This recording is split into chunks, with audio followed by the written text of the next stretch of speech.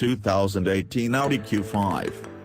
The Audi Q5 luxury SUV came out in 2008, was refreshed in 2012 and, for 2018, it received a complete revamp with an upgraded engine, even more tech. It already had a ton, and a digital, hidden aggression meter that looks at how you're driving and adjusts the quattro system accordingly.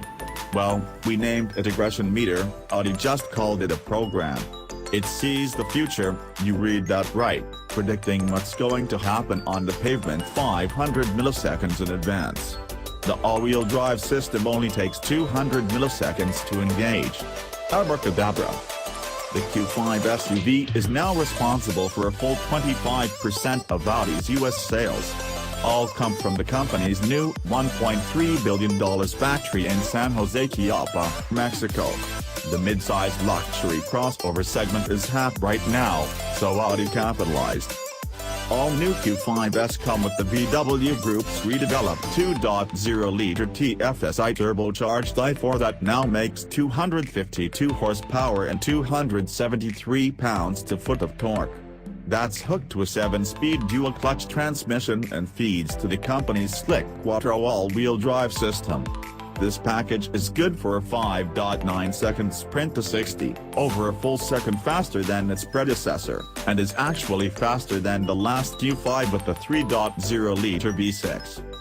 Like a handful of other cars on the market, the Q5 features a decoupling prop shaft that releases the rear wheels when not needed. That leads to an improvement in both city and highway MPG, with a combined rating of 25. A premium Bang & Olufsen sound system, Audi's virtual cockpit, Audi Connect and Apple CarPlay, Android Auto are all available. Adaptive damping is standard, and air suspension is optional. The execution. Slipping into the cabin, the tech looks cutting edge, but the styling and colors, as least on this tester, look dated. There's beige and black and gray, which is very traditional, but doesn't look like it fits with the big screens, leather-wrapped wheel and tech-heavy center console. Still, the touchpad is responsive with pinch and swipe motions, the screens are high-def, all of the controls are laid out where you can reach them, and there's a small knob for radio volume. The wide, chunky gear selector is a perfect place to rest your wrist when it's not controlling the wheel. Tons of cameras help with pulling out of a tight spot, and sensors let the driver know when anything gets too close. The 252 horsepower 4 could easily be confused for a V6, except maybe for the soft, elongated growl as it rolls up to redline. Surely, though, no one will miss the 6 because this car is quick off the line and quick to drop gears with that dual-clutch transmission. It also coasts well with the disconnecting prop shaft.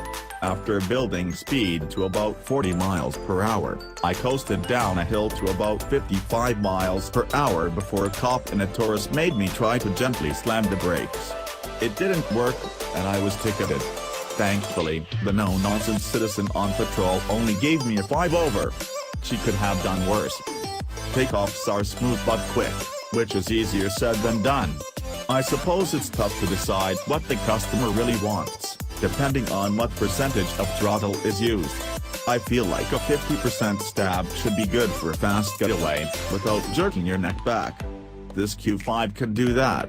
The brakes were a little soft on top, but once they got hold of the discs, it was only another inch or so until the car was stopped. Speaking of, the sport package adds 4 piston hypo brakes on the Q5. The SQ5 gets 6 spots.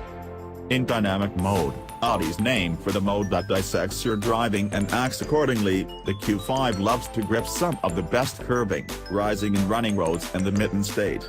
Even clipping along at 60 miles per hour, it feels like it could handle much more. The optional 19-inch wheels and tires stay mostly silent except for the few near hairpins that bring you back the way you came. The Q5 has a big back seat. Sitting behind the 6-footer caused no problems for me in my 5-foot 10-inch frame.